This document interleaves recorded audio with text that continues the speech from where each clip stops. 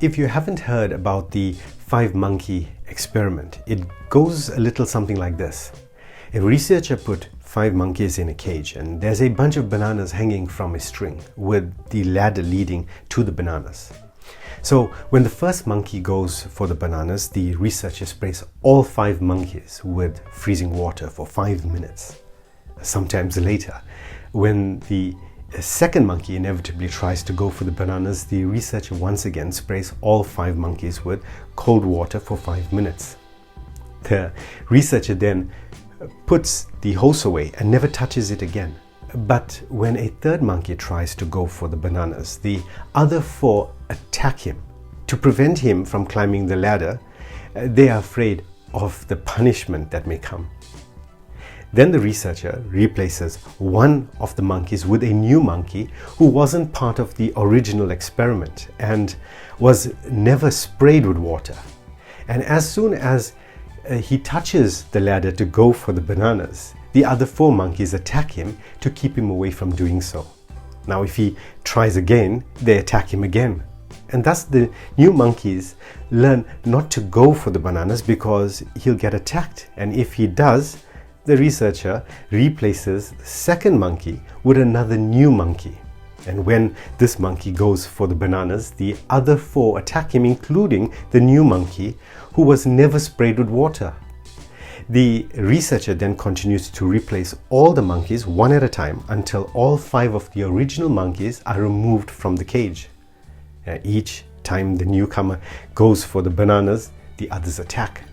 Even when they are, as new monkeys, have never received the punishment for going after the bananas.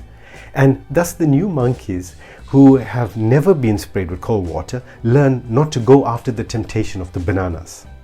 Now, the researchers' hypothesis here is that if they were to ask the monkeys, why didn't you go for the bananas? And they would answer, because that's the way it's always been done. Now, we are being conditioned too, and we are so quick to pounce on the secular media for being anti-Christian, yet today our Christian media has created a duplicate of the secular alternative to call Christian TV. And this is no alternative at all, for the criteria to get on TV isn't always talent or calling from God, but money. And why isn't anyone questioning the culture of deceptive practices? We have award ceremonies and achievement awards. I wonder what Jesus would say. Would he be applauding your accolades even before finishing the race? People are just not generous anymore. And we will only respond if we are being manipulated to purchase gimmicks, oil from Israel, tour packages to follow the steps of Christ, holy water from the pool of Siloam, and not forgetting everyone's favorite, sow your seed for a breakthrough. Nonsense.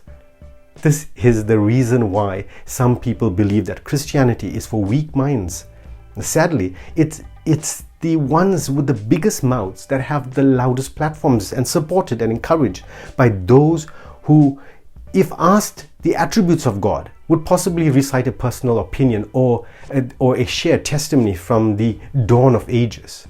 People, we have a problem. We are no longer thinking. We're no longer thinking our faith, yet alone feeling it. We are being conditioned. And how and what to think?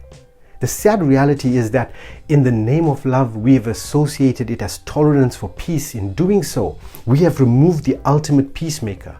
At least the children of Israel had more sense to choose a calf for an idol. Our generation has chosen a snake and have replaced themselves as gods.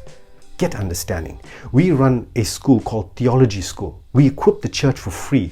Join one of our courses and get your mind back. Don't be a monkey.